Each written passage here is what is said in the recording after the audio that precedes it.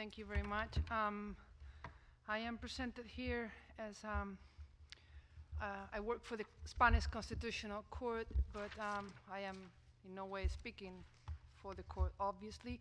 I'm a professor of finance and tax law, and the Stability Pact has been my topic of interest for a number of years now.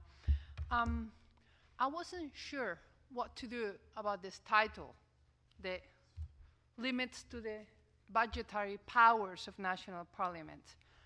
So what I'm going to do is two things.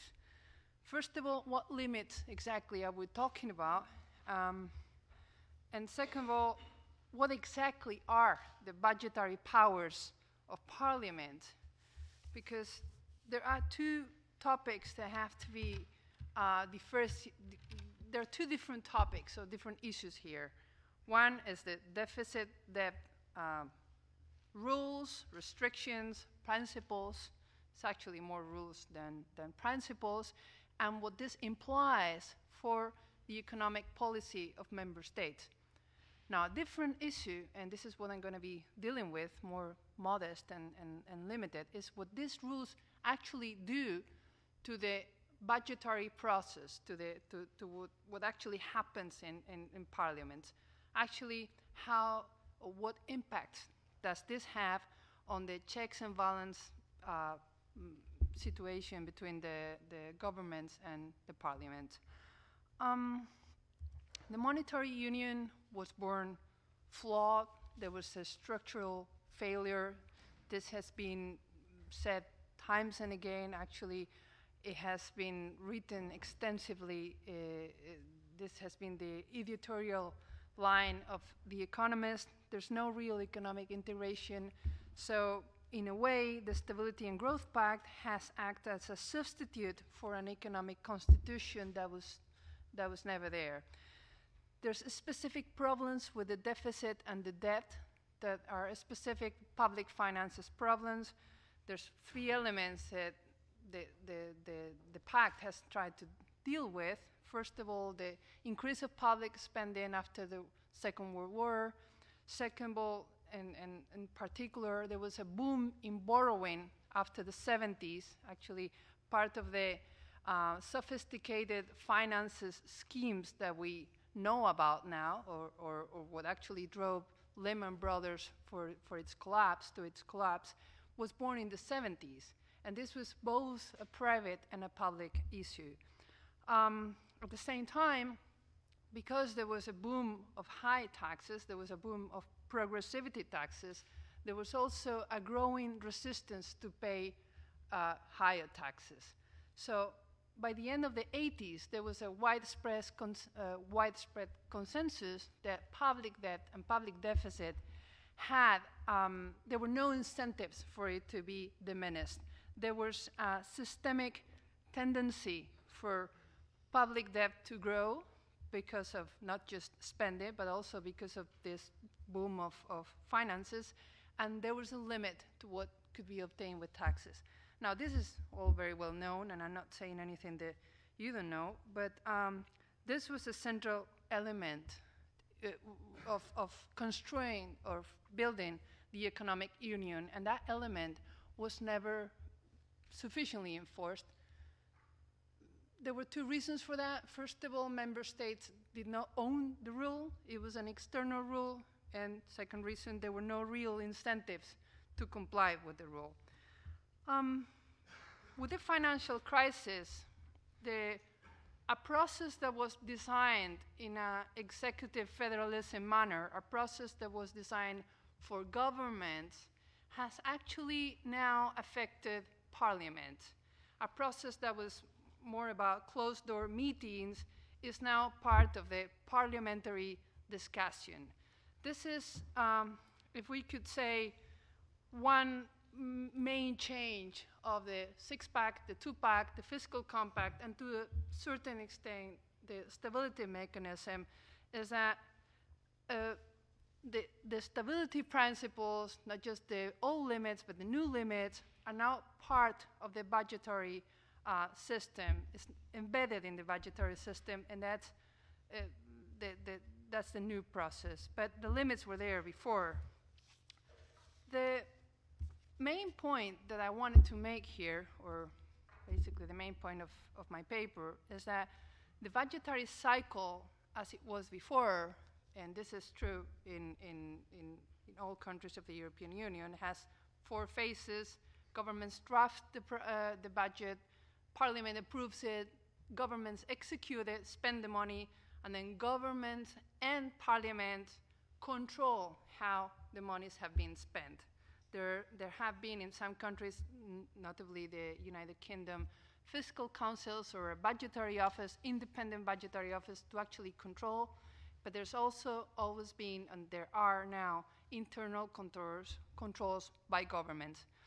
The current process means there is or implies that there is a 0 phase, or a phase where the big stability objectives, the result objectives of debt and deficit, shape the budget, not just the draft of the project, but the whole process of the project.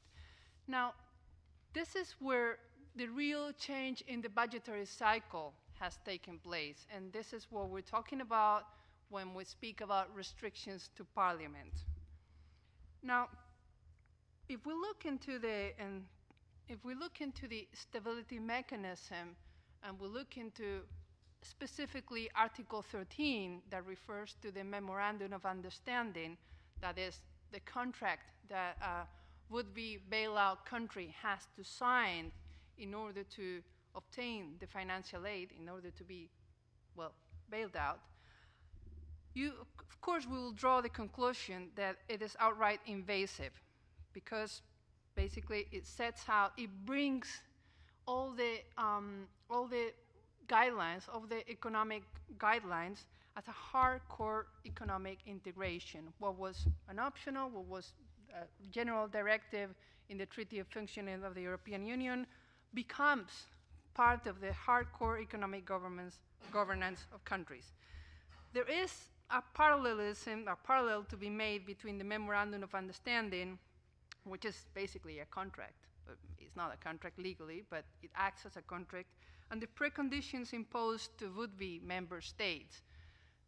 Now the idea is, do you want to still be in the euro? These are the conditions.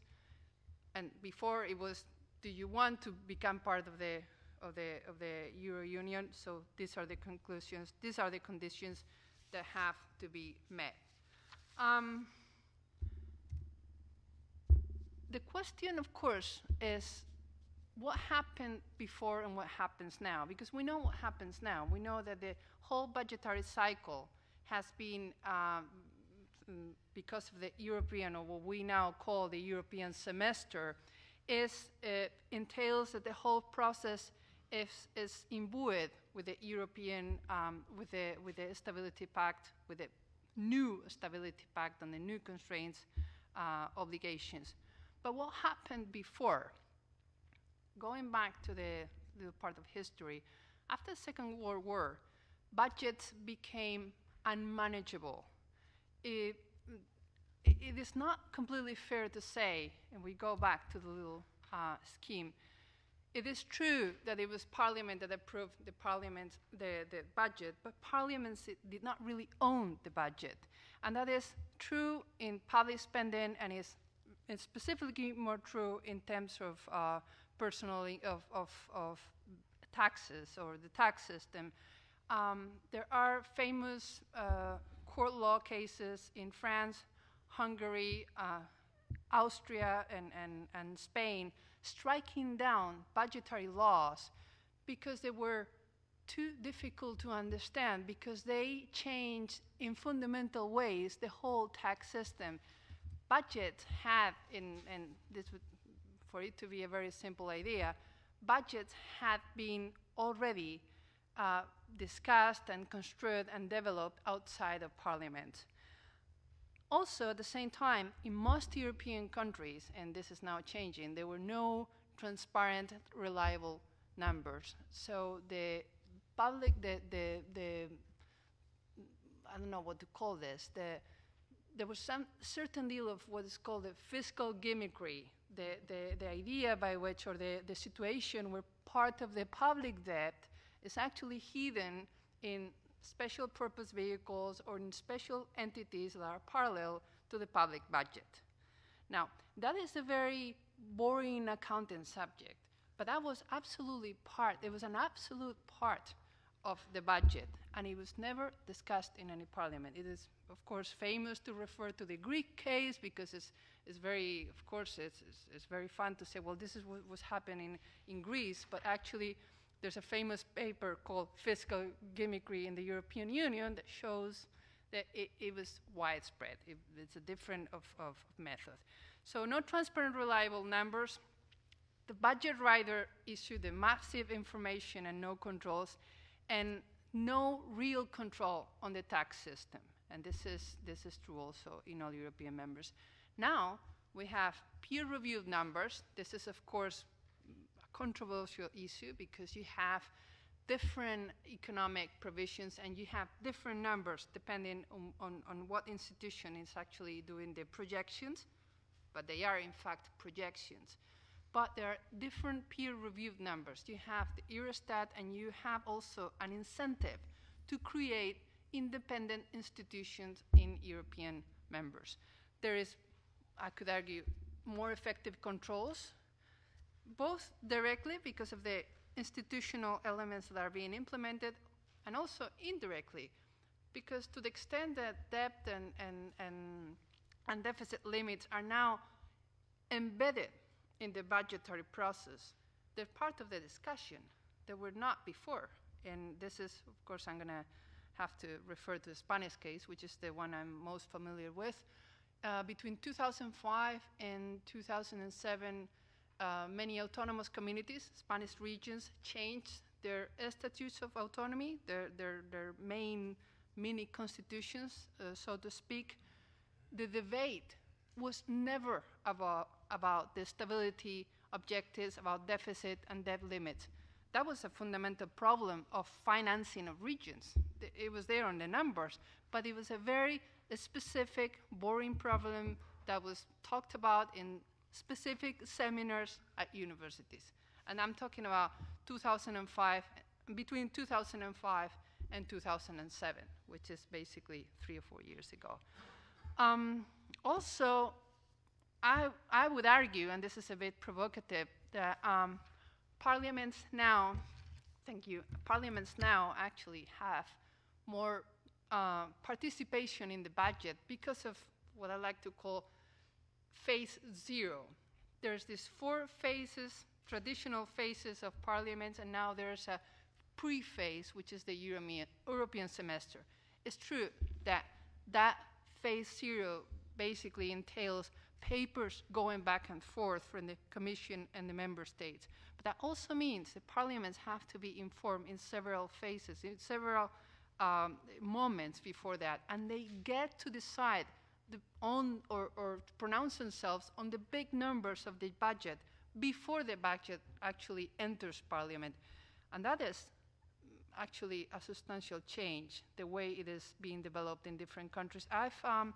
I am building here on the papers that you've already seen, although I'm not very sure if it was in this session or in the other parallel session, by there were 2 papers, one on the Golden Rule and the other one on the fiscal councils, and they're both comparative papers, and they show that this is happening in basically all member states.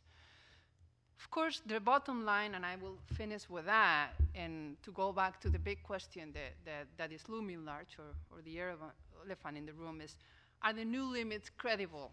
So this is very well. We have growing harmonization of the budgetary cycle. So from a legal perspective, you could say there's even a rebalance of power of parliaments.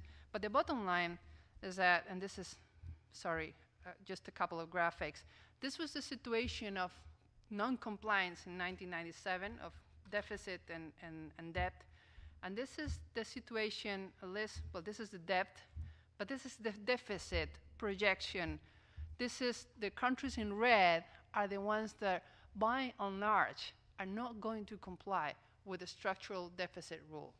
So this is the main issue. The new rules are not credible. are absolutely incredible. They were before, but they are even now more with the fiscal compact. But that is a bit outside the topic. So that's, speaking about a limitation, that's a whole limitation on the budget. Thank you. Thanks very much.